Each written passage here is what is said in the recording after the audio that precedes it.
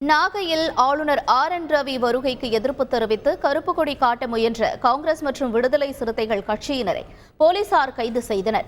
ஆளுநர் RN ரவி நாகையில் உள்ள தமிழ்நாடு டாக்டர் ஜெயலலிதா மீன்வள பல்கலைக்கழகத்தில் 9வது பட்டமளிப்பு விழாவில் பங்கேற்க வருகை தந்தார். அவரது வருகைக்கு எதிர்ப்பு தெரிவித்து நாகை புத்தூரில் கருப்பு கொடி காட்ட முயன்ற காங்கிரஸ் மற்றும் விசிகாவினரை போலீசார் கைது செய்தனர்.